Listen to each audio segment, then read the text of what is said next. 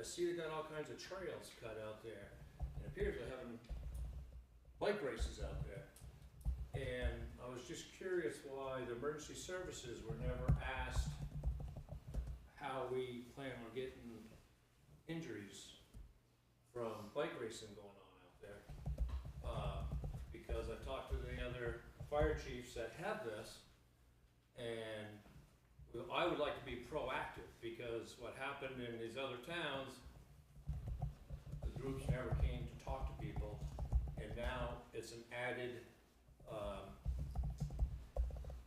something else added to their plate to try to get people out of the woods and racing. I mean, they're running, they got trails cut up along the side of the mountain now. I don't have a problem with it, but now that the bridges are gone, we don't have access to get on the other side, unless we go 2 miles, travel out the 44 and get into Windsor, and then come back 2 miles the other way. Because there is access off from some other property to get there, but the bridge is gone. So those are just some of the questions I'd like to find out, and to see if they are gonna be replaced, because I'm sure the power company's gonna be asking some questions too if something does happen out there. So. Okay, thank you. I'm gonna finish up with comments from citizens, and then I'm gonna come back and address that a little bit, because that was sort of on the last agenda, and it was put in my hands to work with the town manager on that topic, if you remember. So I'll come back to that. Any other comments from citizens?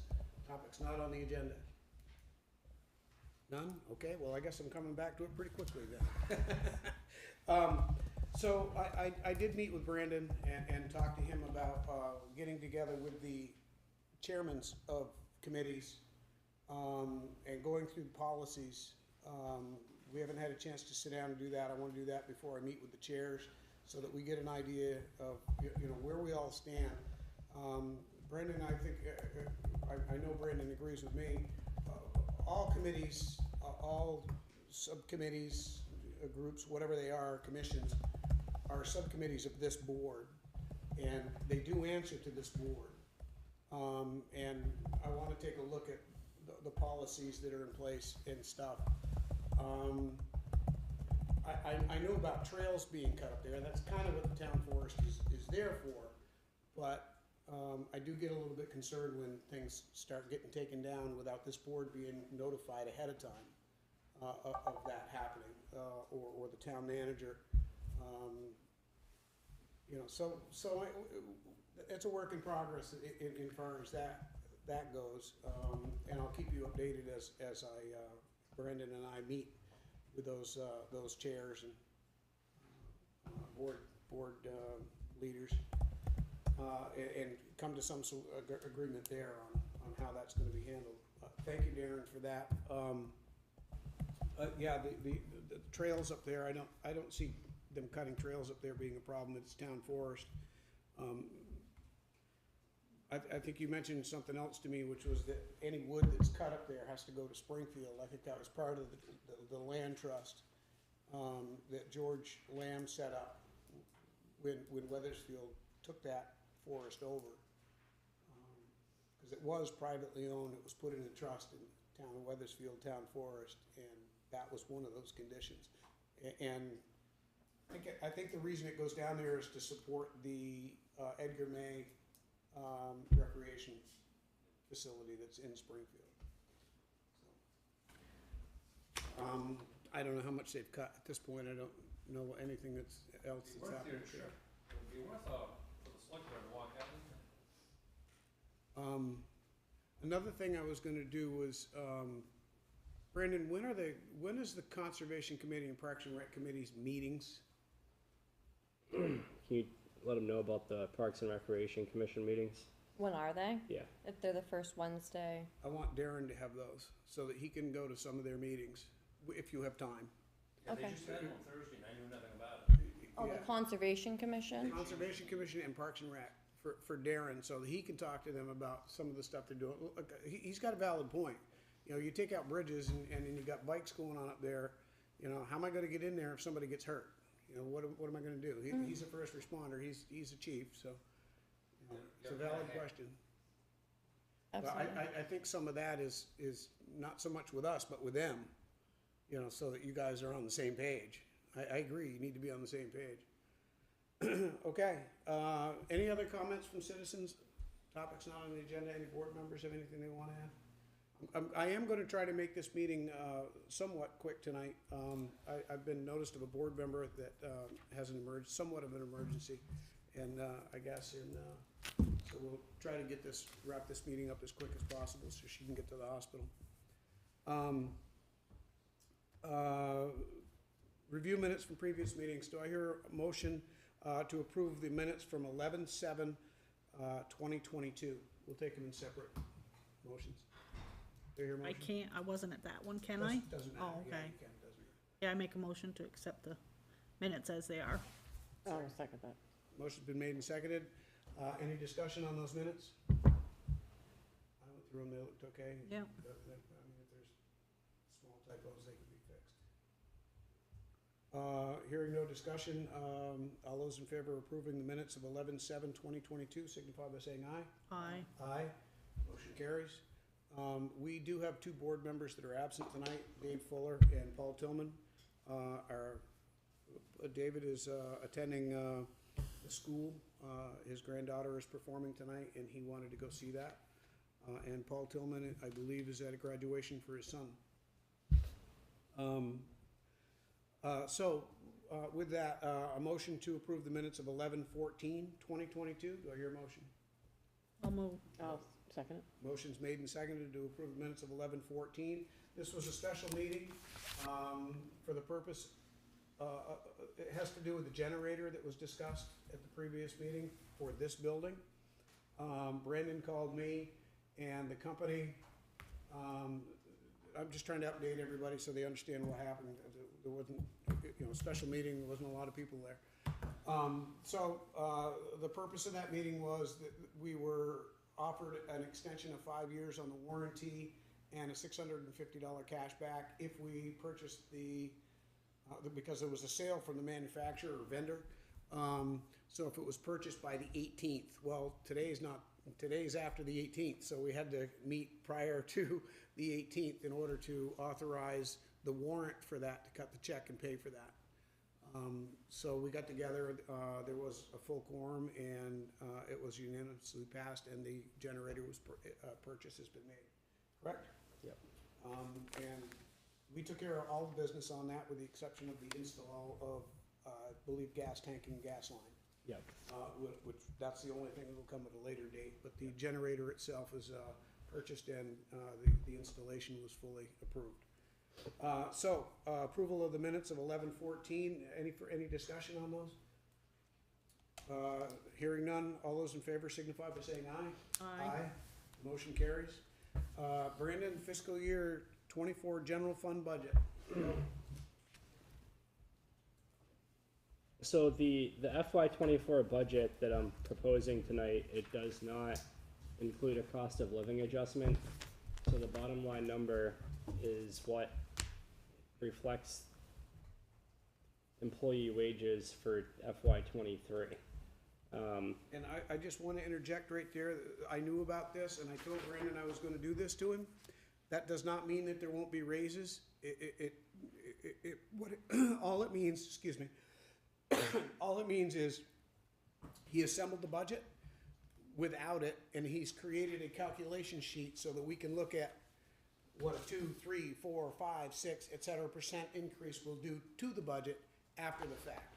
So it's not a matter of not putting a raise in, it's just a matter of looking at the full budget before making a decision on what that might be. Brandon, go. Exactly. So it makes it more informative when the board discusses this and reaches a decision. This is what the budget will look like, and then, when we get to wages, you can just plug in the number, and that's how much it would increase. So overall, without any COLA, administration expenses are decreasing by $8,906 or 2%.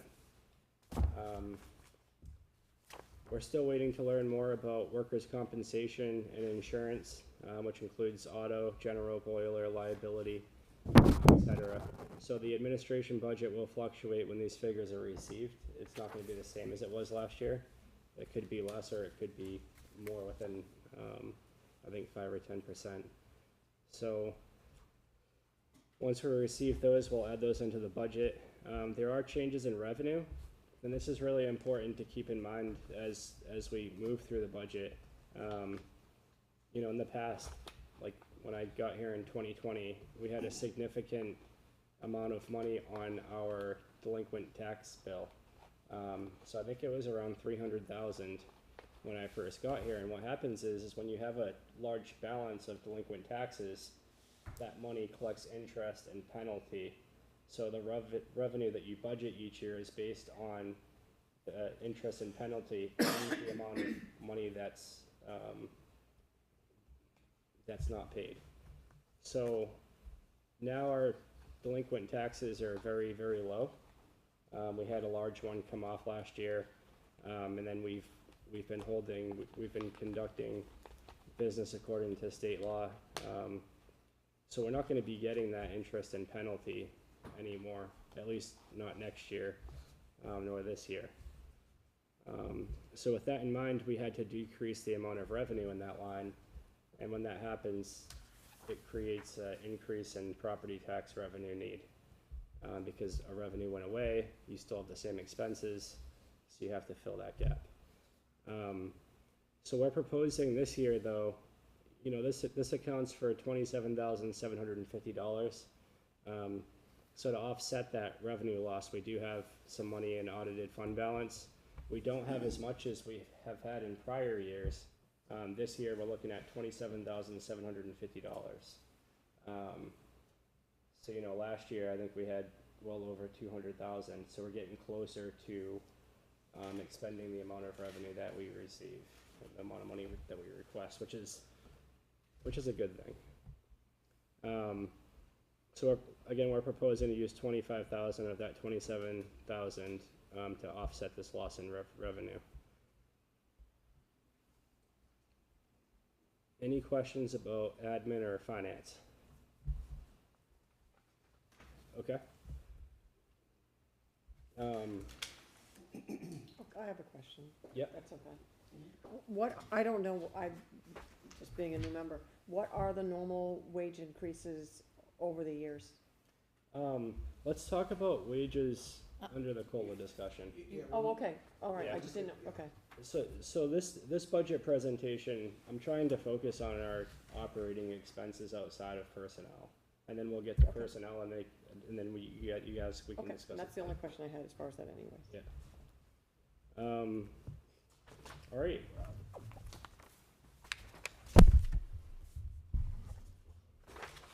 We're getting on to the land use department. So last year our zoning permit revenue increased, and the year before that it was more than what we budgeted in revenue, and the year before that it was more than what we budgeted in revenue. So for example, last year it was $6,977. So we're increasing the revenue line for this department by $372 or 6%. Otherwise, the land use department is requesting a 5% increase in the cost of living adjustment. So I've met with each department, and I'm going to tell you what the requests are, but those requests aren't reflected in the budget. All these budgets are at what the wages were last year. Any questions about land use? All right, listers. The lister's office is level funded right now. The lister's office is requesting a cost of living adjustment of 8.7%. Any question about any of the revenues or the expenses in the land use lister's office? All right. Moving on to the town clerk's budget. So the town clerk budget is level funded as well. I think it's fluctuating by $70 overall. There were some lines were increased and some lines were decreased. But the bottom line, without their COLA request is basically level funded. The town clerk's office is also requesting a 8.7% cost of living adjustment. Any questions about the town clerk budget? All right. Moving on to the library. The library is proposing a 3% increase, or $3,391. Basically what makes the library different than the other departments, like the town clerk, the listers, and land use, they are operating a building. So their 3% increase outside of personnel is really for fuel oil increases and insurance increases, and all of the same things that Mar Memorial Hall has.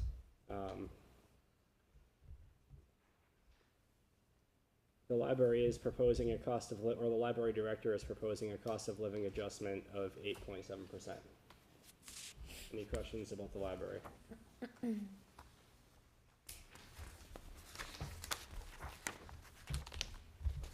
And before we move on from the library, I do want to recognize that we have the Library Board of Trustees chair here.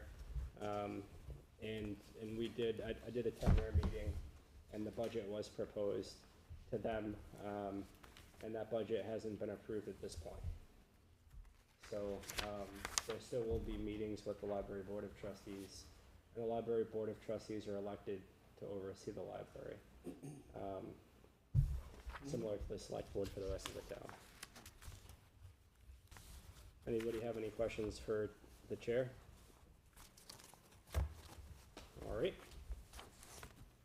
FY24 General Fire Services budget. So this is where you'll start seeing the increases in the general fund budget. Just to look back at history, Article 9 was passed at town meeting, which authorized the select board to replace the 1995 pumper with a new tanker.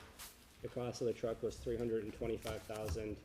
The total amount authorized to borrow was $270,000 for 7 years, and then the net comes from reserves.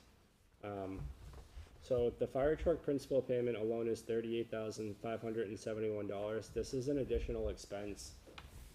We didn't have a fire truck payment in the budget this year in FY23 because the last payment for the last truck that we purchased ended last year. So when we made the FY23 budget, there's not a payment in there.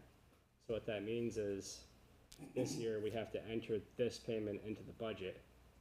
So when you see the increase in the general fund budget, this is a big chunk of it.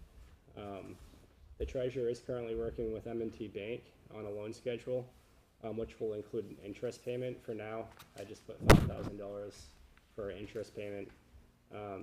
And as the principal balance in the loan decreases, the amount of interest for that year decreases.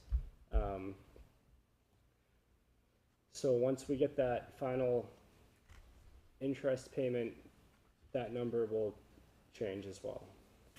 And the treasurer expects to have that by the next select board meeting. Overall, the FY24 general fire services budget is increasing by $43,171 to reflect this payment.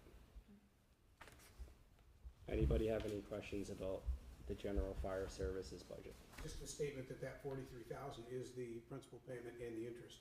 Yep. That's it. All right, going into the FY24 Ascutney Fire Department budget. So the Ascutney Fire Department and all the fire departments are a little bit different from the rest of the departments in the general fund, because the fire departments and the police department have vehicles, and vehicles need to be purchased, and usually we do that with a loan. So, and in addition to that, the vehicles require gas and oil and maintenance and upkeep that exceeds the amount of like building improvements which have been coming from ARPA and reserves. So I just wanted to note that before proposing a 9% overall expense increase for Ascutney Fire, which includes 7% increase in personnel, which are the stipends. And the stipends, although 7%, they're a little over $2,000 annually. So when the 7% is proposed for these stipends, it's around $180. In addition, they have a building as well, so it's an 8% increase in utilities is what they're anticipating. A 17% increase in communications, which is dispatch services, and they're increasing their fees. So we had to enter the increase into the budget. A 23% increase in office supplies. And I say 23%, it's $1,477. It includes $26 in postage, an additional $45 in accounting services, and you would ask at that point, why are they paying for accounting services? Since the town does the accounting, well, they still are a 501(c), and they're required to do their taxes at the end of the year. So they budget $545 for that. Supplies, they're looking for an additional $911 in office supplies. Insurance is another one. Insurance and workers' compensation for building insurance and all the insurances that we purchased through VLCT. We haven't received those numbers at this point, so we're hopeful that we'll have them by the next meeting, and then that line will update as well. Radio repeater fees, same thing. They're looking at a $250 increase per department for that, and dispatch services. Anybody have any questions about Ascutney Fire? The overall increase is $7,982. All right, West Weathersfield Fire Department is proposing a 10% overall expense increase, or $9,187. This includes a 6% increase in personnel, similar to Ascutney. There's a fire warden stipend of $500 and a chief stipend of $1,572 and a president stipend of $674.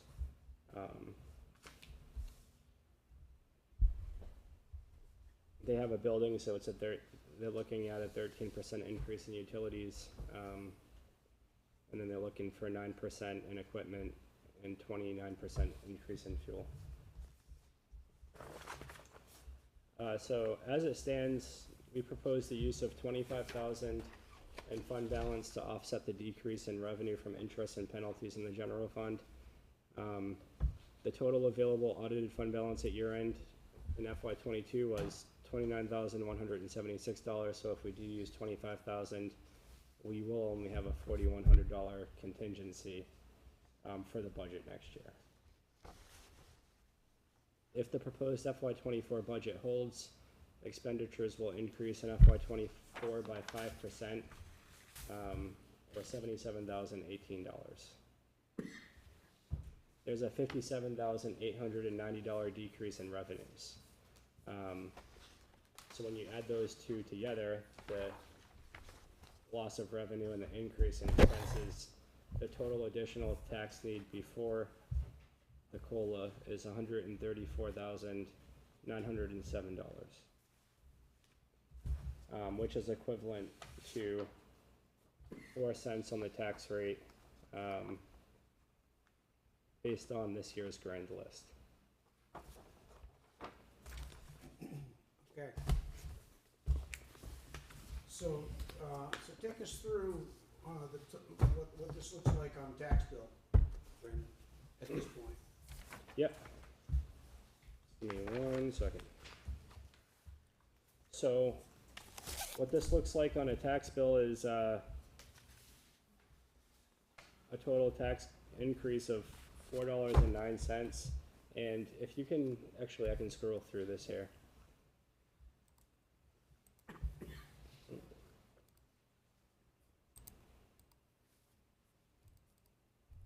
So based on the FY '23 municipal grand list, each penny on the grand list is $33,189. So last year, the general fund was $1,049,018. The cents on the tax rate was 31.3161. The cost this year, as proposed, would be $1,184,074 before a decision on the COLA. The cents on the tax rate would be 0.3568. The difference is 0.0407. So when you take that number and you base it on a $200,000 house, the general fund would increase the taxes on a $200,000 house by $81.41 annually, or $20.35 per quarter, in the general fund based on this proposed increase. Okay. This is without pay increases. Correct. It's also without, knowing exactly where the grand list will land. Correct. We're keeping the grand list the same as we did last year for the purpose of creating a budget, so the grand list could go up and that could be in our benefit. So we're gonna get into the discussion also now of healthcare and the cost of living, the COLA increasing. But there's something else that'll be hanging out there, a couple of things that'll be hanging out there. And those are any articles, any separate Australian ballot articles for any purchases or reserve account funding for future purchases. Yes. If we're gonna do any of that type of stuff. And there's also the annual list of nonprofits that seek funding. Yeah, so That'll be, none of those will change. none of those will have changed, so they're already in here. Appropriations would be on the tax bill the same as they were this year, which Okay. is $18,033 on a special article. It doesn't mean somebody else might not come in between now and, Sure. first or end of January, because we're still a ways away on Yeah. that, so you could still have some requests. Wendy? I think that's kind of answering my question. I was just wondering approximately when some of these special articles, when they get brought forward. That was kind of my question. Well, there's a policy that, we went through a bunch of them last year, and they were all approved, so they're already in there for how long are they in, 5 years? Unless they change or go above a certain amount, aren't they good? I believe it's 2 years. 2 years? Yep. Okay. It used to be 5, Okay. Yeah, I thought so too. I thought it was 5. unless they ask for more money, then it's different. Right. I'll If have to they look ask for back more at money, the policy. yeah. And they have to come in if it's above a certain amount. Well, I think if they ask for more money, then. Yeah. they have to come up. Right, they do, yeah, they do. I remember that. So we may see some of those. But I wouldn't think that those would be huge increases. I just wasn't sure if that was already, you'd already included those appropriations in this budget at this point, so that's good. That won't change by much then. Yeah, the appropriations that we have in there, Well, that's okay. well, it's half and half. I mean, you've got, I don't know, do I have the whole? Okay, I actually, I included the appropriations in this budget, and I included the 18,000, so it was on the tax bill last year as a separate line item, but this year it's in the budget, Okay, so. okay. And do we have any other big object coming up for this tax season? I haven't heard of anything. No trucks, no, The only one that's hanging out there for me was a cruiser at some point, I guess, but I'm not, I think that Well, the most of cruiser- that's offset from some things that we've done. Yeah, we have the money in reserves and from the SIU grant to pay for the cruiser. Yeah, and that's the last, as far as equipment that I was thinking of. I haven't heard from Ray on whether he's looking at a truck or anything this year. He hasn't told me anything about a truck. Going back to the police cruiser, we anticipate continuing with the SIU grant, so we don't need to put any more money into reserves because Right. we're pulling money from the SIU grant into reserves for a cruiser purchase. That's what I understood. Yeah. But that was the last thing that I remembered being talked about as far as buying anything, cars, trucks, fire trucks. We're not there right now. I have nothing on the radar about anything. Well, we're just, that's on the capital improvement plan or long-term debt schedule, and we're just starting one, so won't be another truck until that one comes off now, as far as fire trucks go, right? No, there's not another big truck purchase for another 5 to 7 years. That's good. All right, so go ahead, we're moving, insurance discussion? Yep.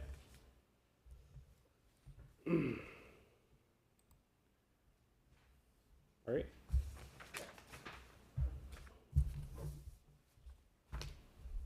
So this year we're looking at a total health insurance increase of $1,766, which is a total cost of $288,145. In FY22, we offered both the Gold 3 plan with an HSA and the Platinum plan without an HSA. The employee share for the Gold 3 plan was 14% compared to the employee share for the Platinum plan of 9.5%.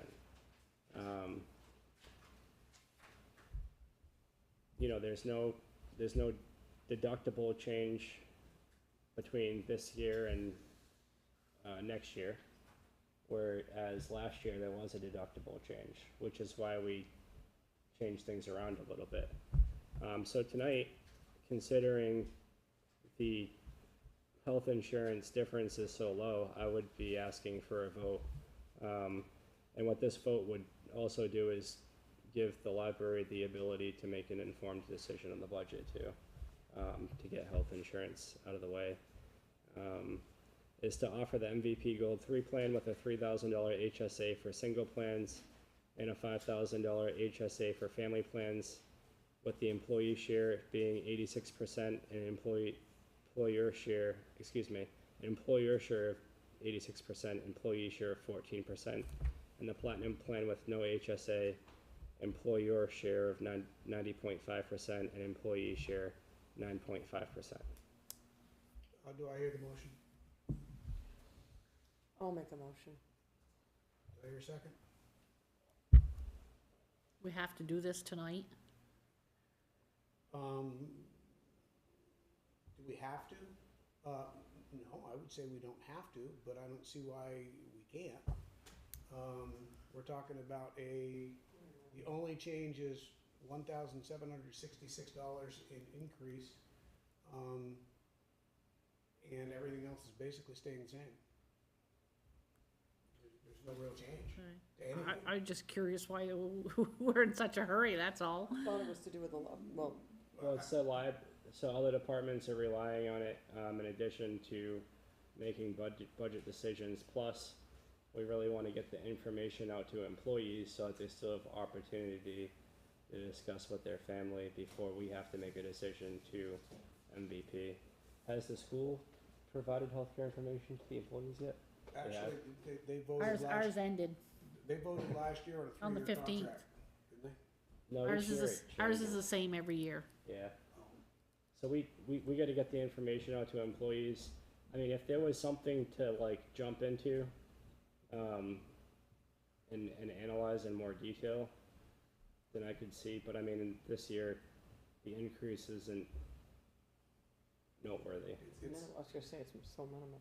It doesn't really have merit. It doesn't. There's no change, and things are tough enough right now without upsetting the apple cart and getting into a bunch of discussions Yeah. about something this small. I'll second it. I just don't want someone else to come back and holler at us. It's a small one. Well, somebody else shouldn't come back and holler at us.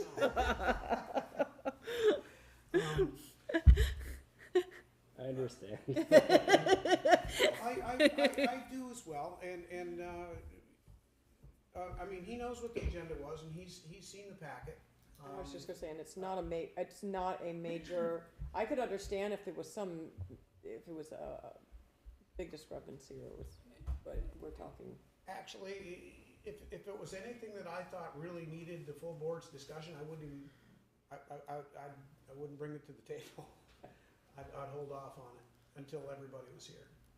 But this is pretty, and quite frankly, I haven't really talked to, I think Brandon has, but I haven't, I talked to Dave briefly today, but we didn't go over this. The thing with health insurance is, you know, we did do these calculations, and I have had these calculations on my desk, and if there was a large increase, I would have notified the board and sounded an alarm a while ago. Yeah. I mean, Second. there's nothing here. I'll So second it. we have a motion, we have a second. Any further discussion on the motion? no, This is to vote to offer the MVP Gold 3 plan with a $3,000 HSA for single plans and a $5,000 HSA for family plans. Employer share 86%, employee share 14%, and the platinum plan with no HSA, employer share 90.5% and employee share 9.5%. These percentages and plans are, and HSA fundings are unchanged from the previous year. Any further discussion? Hearing none, all in favor signify by saying aye. Aye. Aye, motion carries. Thank you. Insurance discussion. General fund insurance, COLA discussion, I'm sorry.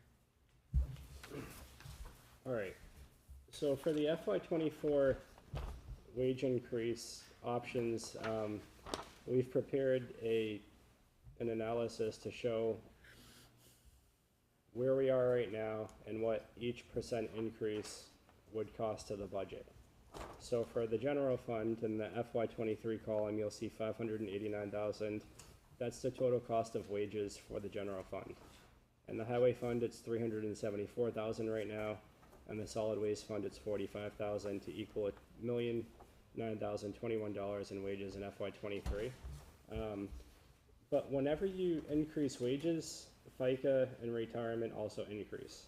So when you go down to the next row, you'll see a FICA line, and we currently pay $77,000 in FICA right now based on the current wages. And in the retirement row, we currently spend $56,818 in retirement annually. So as wages increase, retirement increases, and it increases different based on the group of retirement that you're in. So we have 4 different groups. We have group A, B, C, and D. So depending on the employee, it increases differently. So if you look at the retirement fund and you see 60,000 with a 2% increase, it's not a simple calculation to try to calculate like 0.5s or anything. I mean, you can, but I just didn't include it. And it varies from 5.25% to 11.1%. So if we increased the wages with a COLA of 2%, for example, if you go all the way down to the bottom, it would cost $24,928. And that's broken up as $11,000 in the general fund, $7,000 in the highway fund, and $901 in the solid waste fund. And then FICA would increase by $1,544, retirement would increase by $3,204. So that's kind of how those numbers are put together. And those are highlighted in blue on the sheets that you have before you. So you can go through, 5% is $59,280, 10% would be $116,532, 8.7% would be closer, obviously, to 9%. So if we did the COLA, it would be $105,082, which, just throwing numbers out there, if we decided, or if the board decided to do a 9% COLA at $105,000, that's about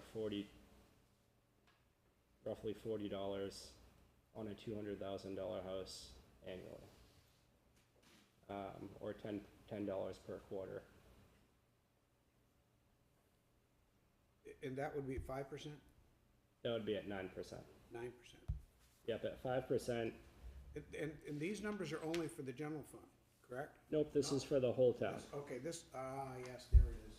So if you look Got it. over on the left, Yeah. you'll see general fund, highway fund, solid waste. Yep, all wages, all funds, yep, got it. And then I didn't break out FICA I per was looking department, at I the one just, on here. Yeah, this one's different. I This was one over noticing here that too. is just the general fund. Yeah. Okay. yeah, so the one on the screen, you know, a COLA of 9%, it would be 60,000, And that's just the general fund, correct? okay. And if we did 9% on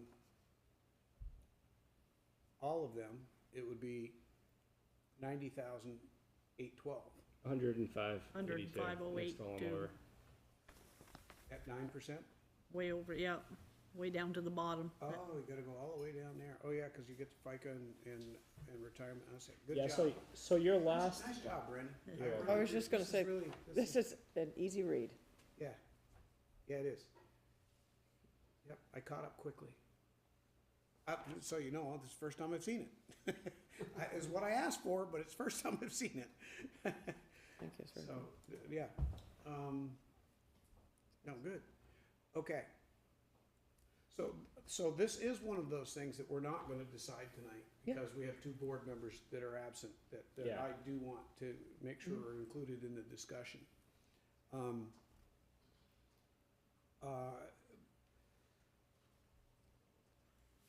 I don't know how much further you wanna go with this discussion, because it just, you know, without everybody here, I'm not actually looking for any discussion tonight Okay. or a decision. good, I know that the Board of Trustees, you know, are looking to figure out what to do for a COLA for for the library. right, And we talked about, you know, a partnership of like keeping each other informed and being involved in discussions and so forth.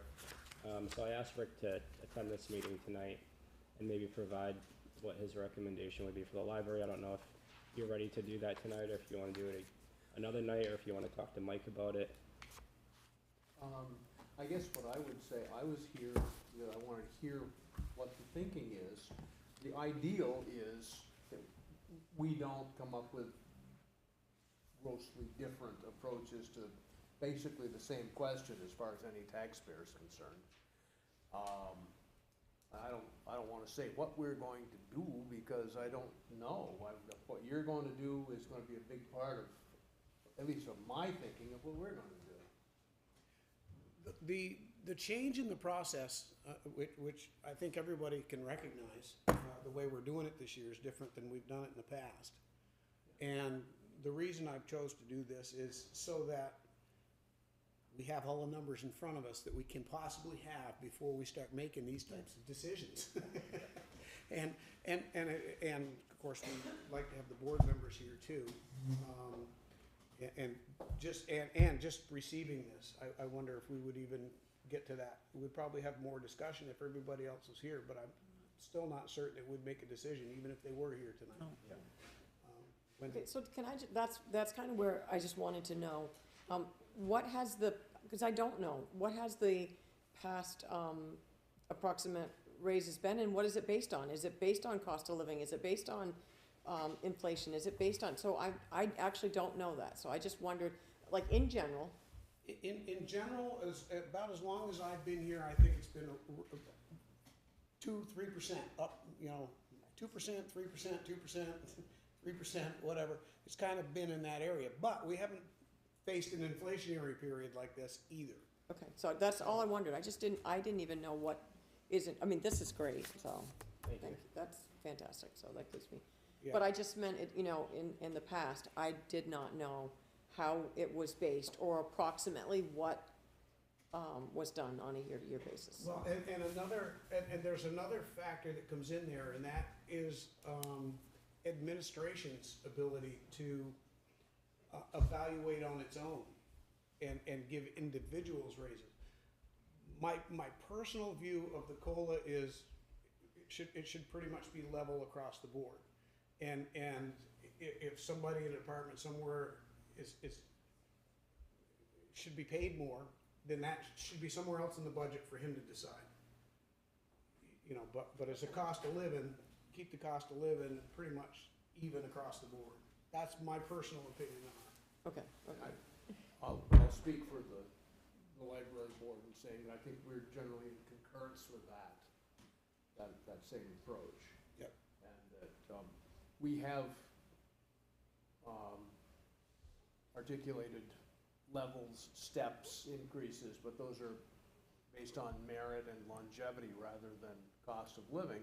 And that is a separate line item, and we may or may not do things with that. And I've had conversations with Brandon about some individuals that he's looking at bumping, but that's separate from COLA.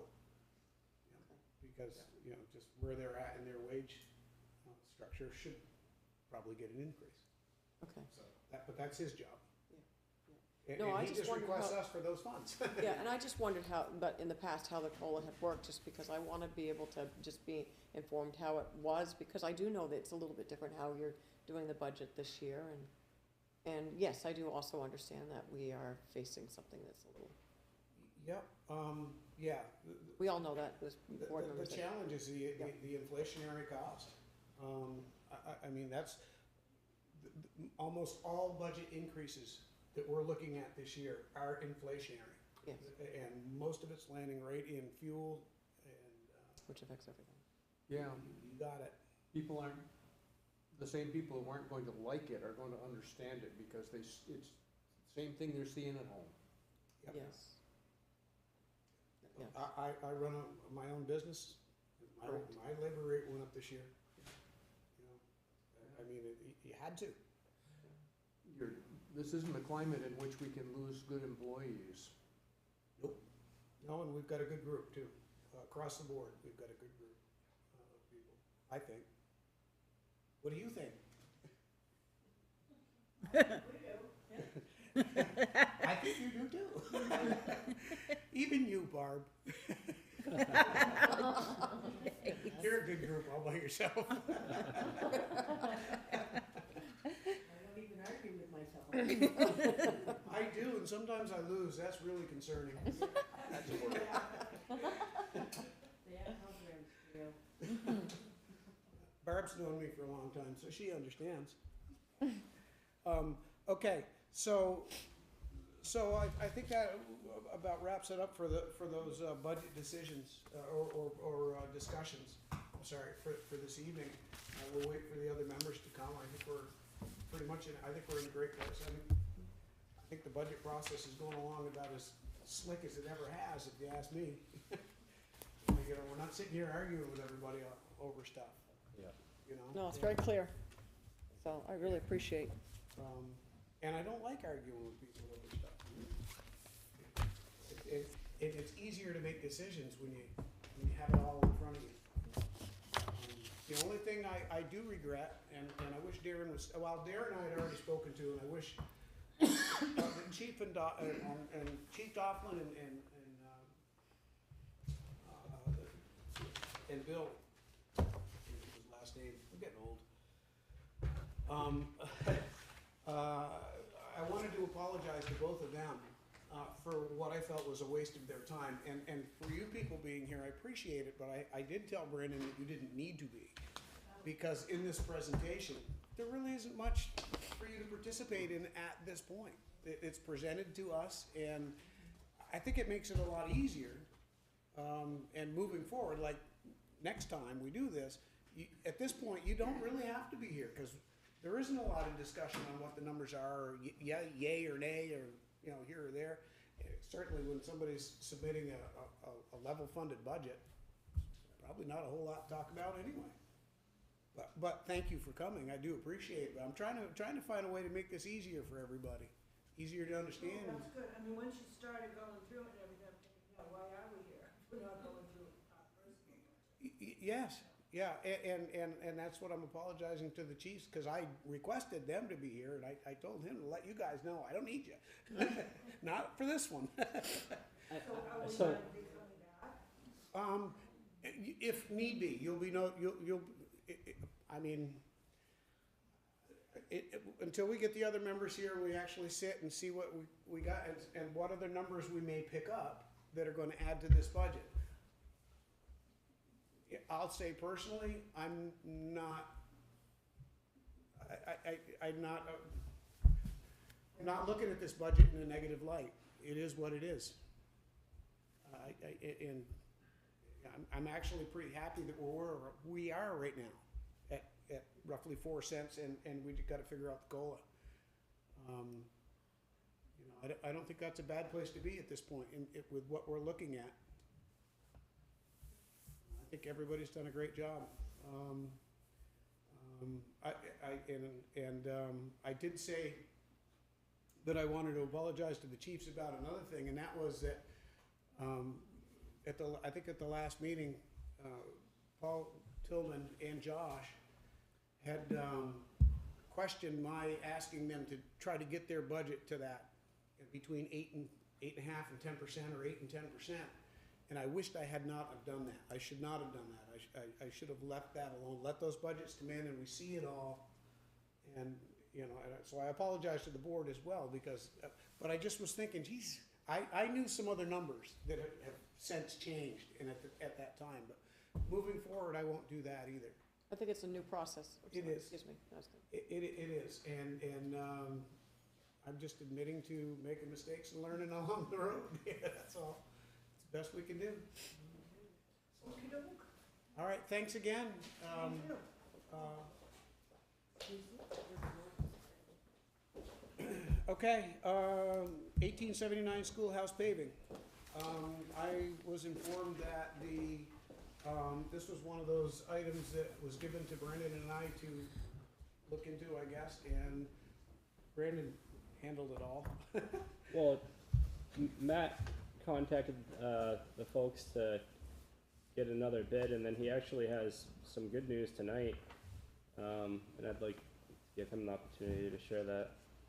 Well, feel free to read it as it is, unless Okay. you'd like me to do that, because it's a straightforward proposal. So the Weathersfield Food Shelf received a $2,500 grant through the Vermont Food Bank Infrastructure Improvement Grant Program.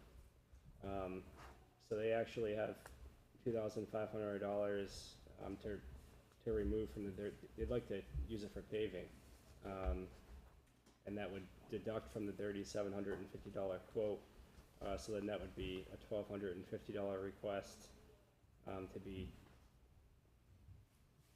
And that's Taken from- that's from their reserve account anyway. Yeah, the schoolhouse fund.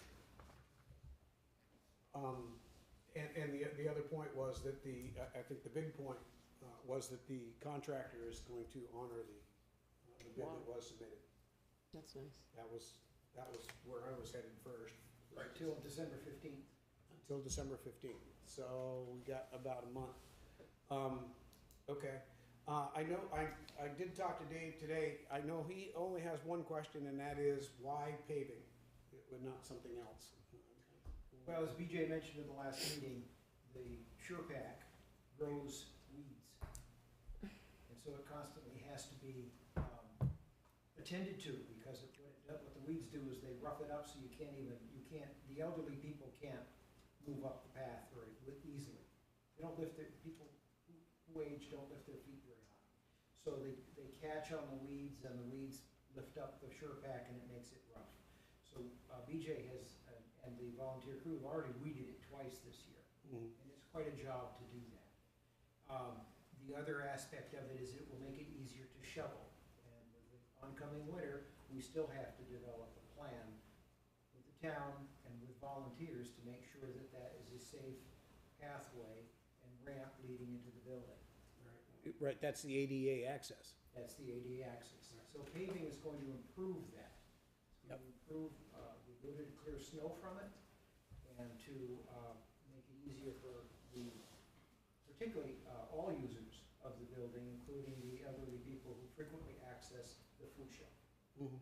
This is now open to them. There's no workaround anymore where the food shelf stackers have to take the food and goods out through the street side door down to their cars. This is now full access where those people can come in the building and go directly to the food shelf and pick out what it is that they need. And who knows what other uses the North Classroom will see, but those are the primary reasons. better snow removal and increased ease of access to the building. We would have done that at the onset when we created the plan for the ADA ramp and the pathway, if it had been within our budget to do so. But we had to come up with 25% match to a rather large project, and as you recall, the town turned us down on the funding for that ramp and pathway, so we had to go after it through a grant program. We used the HUD program, which is through a community block grant with the state of Vermont. And the result was that we wanted to make sure that what limited funding we had in-house would give us the 25%. So we had to keep it trimmed. Sure. 2020 hindsight is a whole different viewpoint. I would have said, let's spend the extra 2,000 and get it paid now, rather than put the SurePack on and have to remove it, some of it later. But that view wasn't available to us at that time. And the only other question is the relationship of pavement to the historical building. Is there any significance to that, you think? Well, it's like anything else, the ADA ramp is not exactly an historical feature. And we're compromising by trying to design, or we did compromise and try to design in something that would fit with the building. And I think we've accomplished that. There's also an electric meter on the side of that building, but was that put on in like 18? I'm sorry. There'd be more brass on it. We don't want to dig into that. That happened long before I was involved with the building, and it was sad, but there it is. No, I literally was making a joke because you're exactly right. First of all, I appreciate everything you've done over there. You've put a lot of time into it. I know I think I apologized at the last meeting for not being a proponent of this in the early days. Forrest remembers that well too. But you took care of all these things. You spearheaded all of this, and thank you for that. Welcome.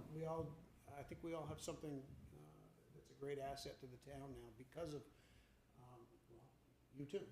You were involved in it. In the early days, it was you guys that were pushing for it. So thank you for that.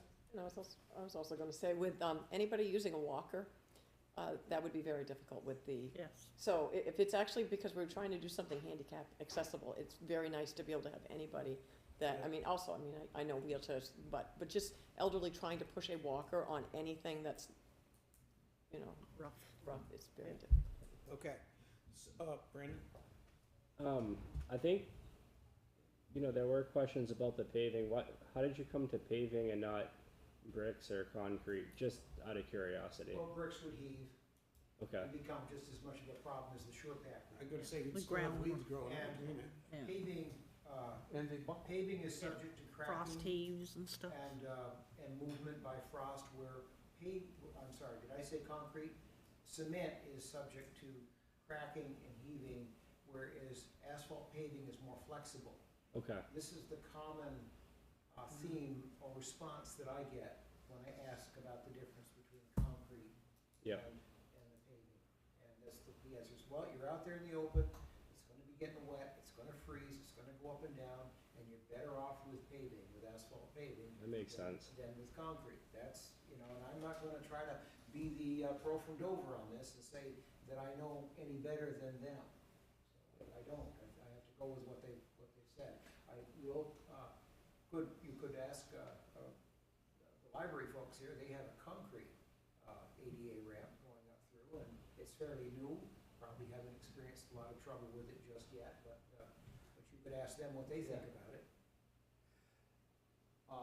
We don't think about it yet. The first time it buckles, we'll start. It's been okay so far. How long is your ramp? Oh, longer than what yours is going to be. No, it's actually shorter. Is it? Yeah, because we've got quite a bit We further go to up the go. side about 3/4 of the way back of the building with it.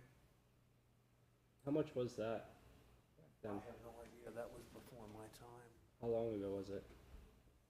Well, that puts it at close to 10 years. Here's what I was going to say. And you've heard me say this to you a number of times. I don't like micromanaging. Sure. And when I listened to Matt, and I understand now that he's asked all of these questions and he's gone down this road, then it's, the answers are there for me already. He has them. I don't really even need to know them. He did the work. And so the request is for, they have a $2,500 grant, so I believe the request is for $1,250. Is that correct? That's correct. They got $14,680 in their account. So we need a motion to authorize the, $1,250 from the reserve account. Is that what it is, a reserve account? Yep. But to accept the bid, allocating funds as they're, do you have that in front of you? I do not, unless it's right here. Hang on. Yes, it is. It's right here.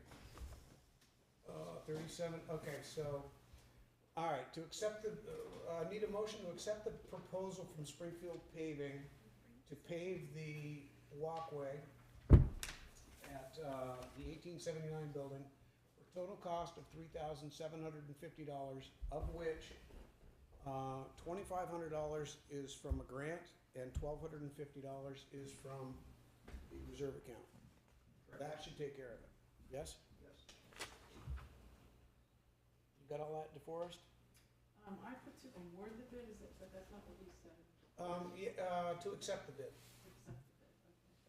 or to accept or to award. To accept the bid from Springfield Paving to pave the walkway at the 1879 schoolhouse for a total of $3,750, of which $2,500 will come from a grant and $1,250 from the reserve account. Is accept the right language on that, Brendan? Or to Yeah. award the bid? Yes, that's correct. It's okay? Yes. That way? Okay, so there's the motion, You might wanna change that. Did you get the 2,500, it's not from the reserve fund, but from the, grant, it's coming from the food shelf From- grant? from the grant, yeah. It's called, it's actually called the 1879 Perkinsville Schoolhouse Capital and Maintenance Improvement Fund. Okay, Correct. Do you wanna say that again? It's called, 1879 Perkinsville Schoolhouse Capital Maintenance and Improvement Fund. that's where the 1250 is coming from. That makes it very clear. Instead of reserve account. Yep. So the 1879 Perkinsville School Capital Maintenance and Improvement Fund? Yep. Okay, so, that's the motion. Who's making it? Me? I will. You'll make the motion? I'll second it. Wendy seconds it. Any further discussion on the motion? No. Nope. Hearing none. All those in favor of the motion signify by saying aye. Aye. It's done. Thank you. You are Thank you. welcome. Thank you again for all the work you put in over there, man. I know you've been a busy man over there for many years. And probably still will be. Yeah. Lost it. Okay, what do we have lost it. next? Warrants? Mike, Yes. I forgot to put any other business, and I do have something. Okay. So we will take any other business at this time Okay. as deemed necessary? Where's my warrants? So, I received a letter just now. This is the first time I've seen it, and Olivia asked me to give it to the board tonight. It says, "Hi Dave, I write for a local group interested in the Crown Point Road. We are happy with the route up to your land and would like to continue to the Cavendish Town line. We would like to find a bypass that would be the best possible for you. Please let me know when someone can talk with you. Steve Aikenhead." And then there's another letter. Now, these are the letters that were written to David Moore. Yes. I had them at the last meeting. Okay, and there's 62 names that we have signatures for. Yeah. Go ahead, So- continue. Okay, so the board's already aware. Well, the board's not. I Okay. was. Go ahead and finish. So there's over 60 signatures, and then there's a note here that was left on his door. "Not hearing from you. Mike Jensen and I, maybe Jeff Pelton, will head up the CPR Class 4 road to take a look."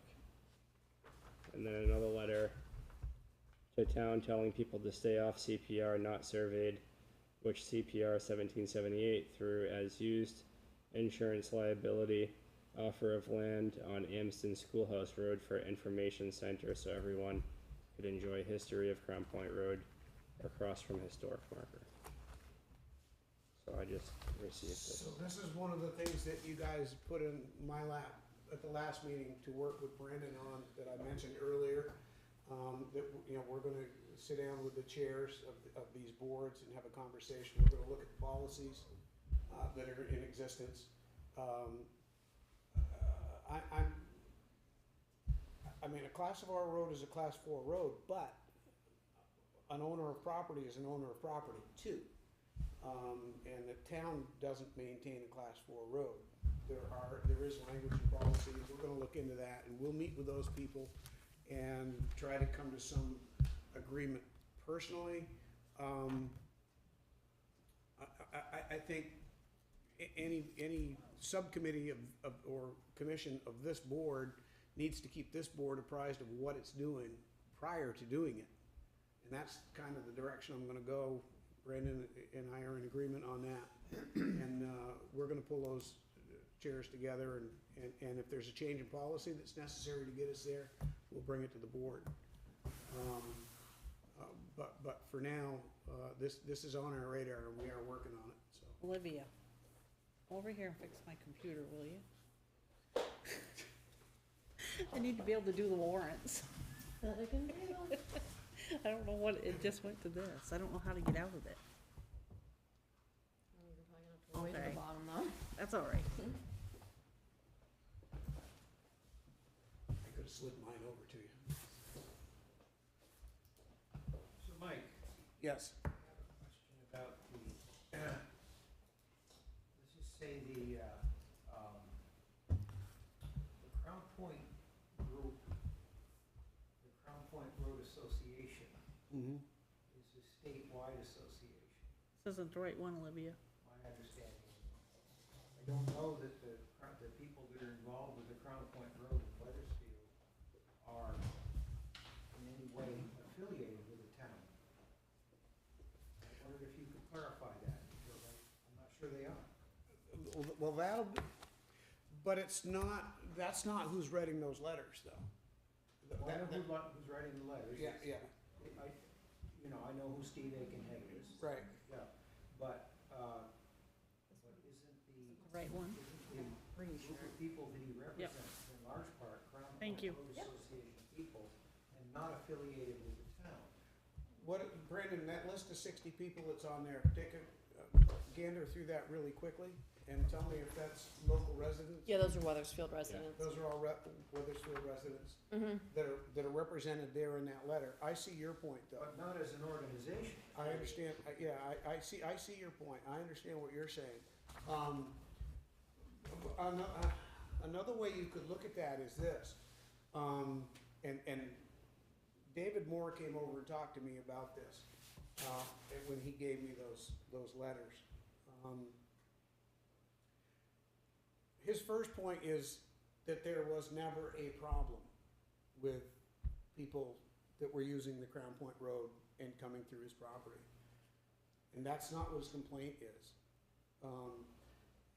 His complaint is with people from the town wanting to come through his property, cut and clear and do whatever, and he's questioning also the location on his property of that road.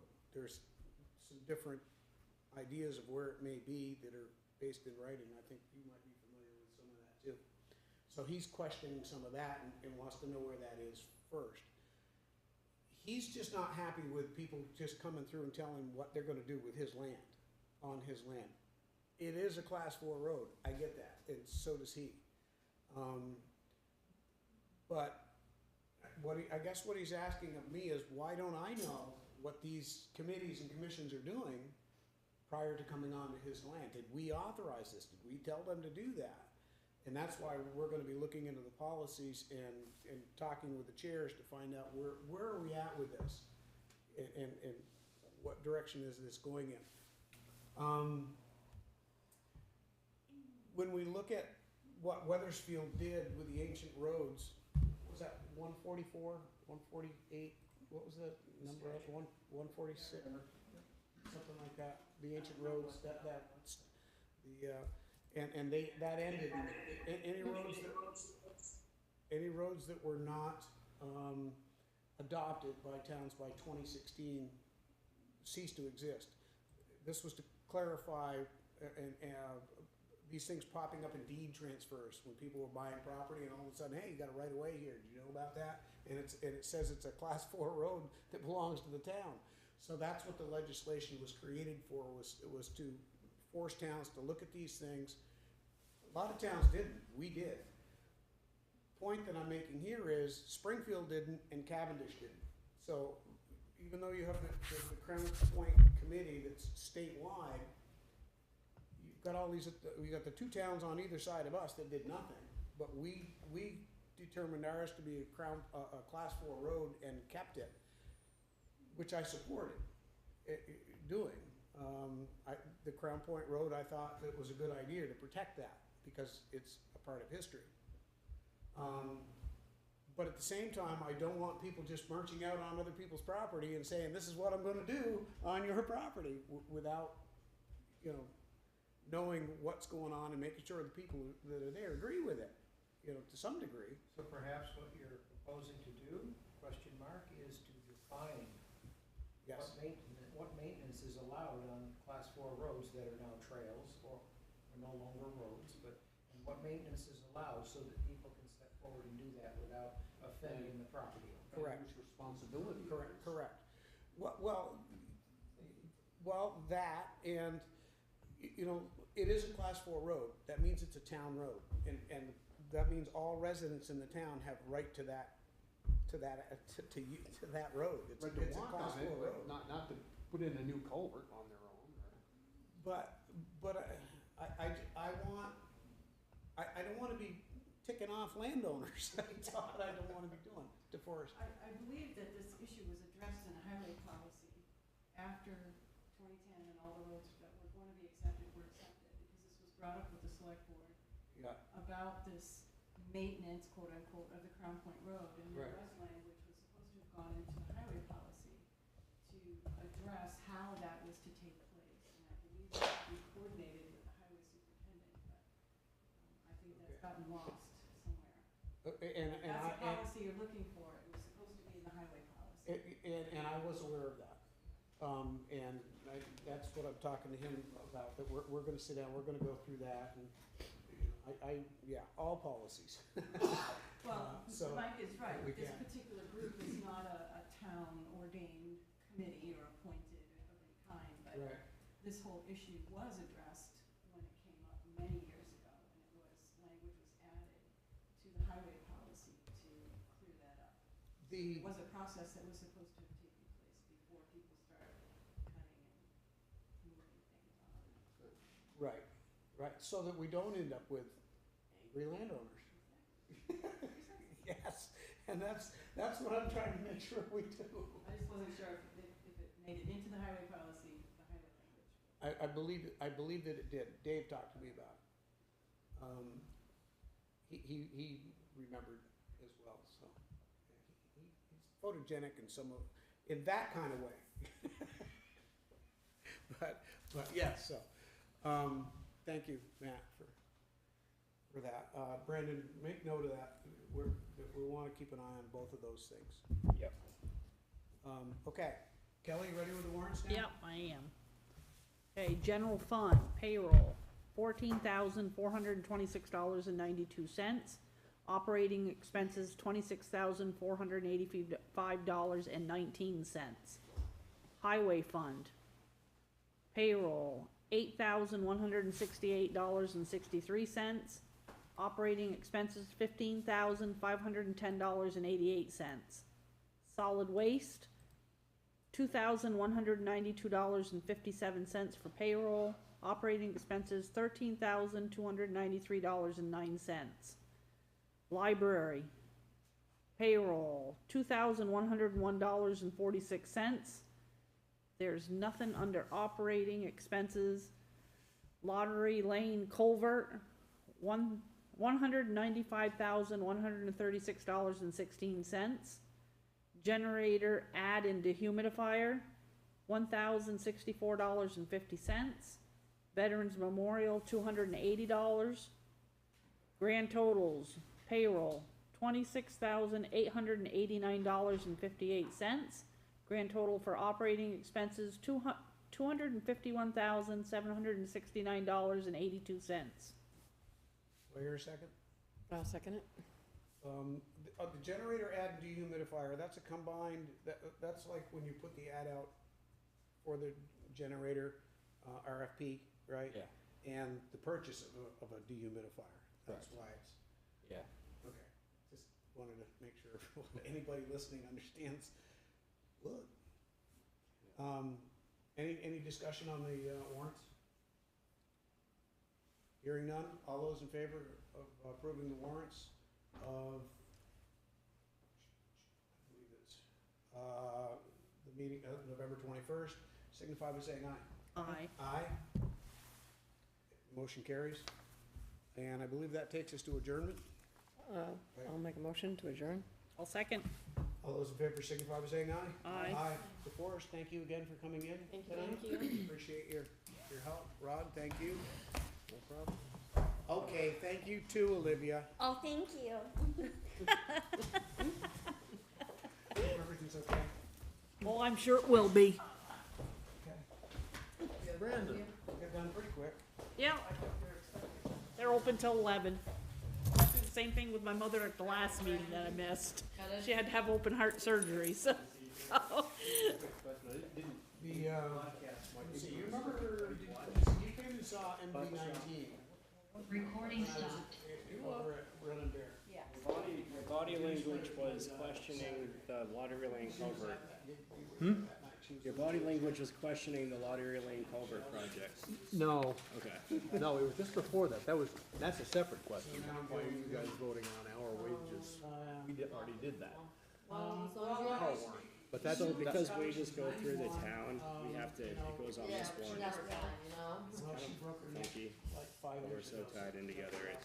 okay, no, the question was, with the delinquent taxes, I understand that you're not getting the interest and penalties. You got the revenue, you got the principal, didn't you? Yes, So the principal is already, so I have when you make There's the a black over there. property tax calculation, but I can make calculate principal only. Okay. So you take the grand list, you divide it by the expenses. But you also, in another line, budget revenue for Great job interest tonight, everybody. and then penalty. So, like, let's say this year, we budgeted 50,000 in interest and penalty, right? Don't run away, Mike. That $50,000 subtracts from the property tax amount. So let's say you needed $1 million in property taxes to operate the town, and you have $1 million. You're making sure wherever you expenses. might go, Yep. you If don't go. have 50,000 in interest and penalty, you only have to raise $950,000